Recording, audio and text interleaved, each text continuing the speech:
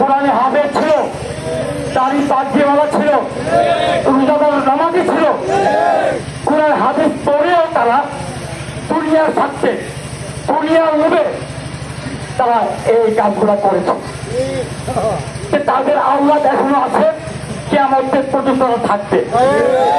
মাওলা আলী তরবারির আঘাতে 10,000 কাফেরকে হত্যা করা হয়েছিল।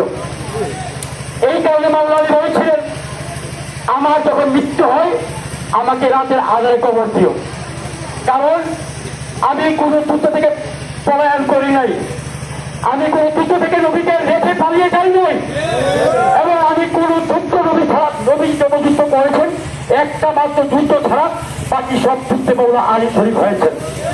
এবং উনার তরবারির আঘাতে 10,000 কাফেরকে হত্যা করেছেন। এই 10,000 কাফেররা আহত ছিল, এখনো আছে, ভবিষ্যতে থাকবে।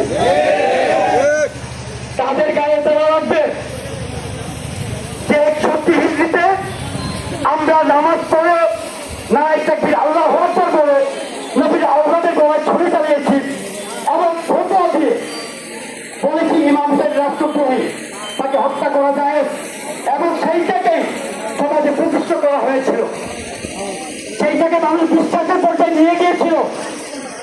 আজকে এই যে পাগল তরিকা আছে, এই যে মহরমের গম করছেন, আলমী সাহেব আমাদের যে সিস্টেম দিয়ে গেছেন, শুধু আলমী সাহেব আমার থেকে শুরু হয় নাই, আমার যে বংশীয় প্রধান নাসিরউদ্দিন রহমতুল্লাহ আলাইহি, উনিও মহরম করেছেন, উনিও মহরমের গম করেছেন। এবং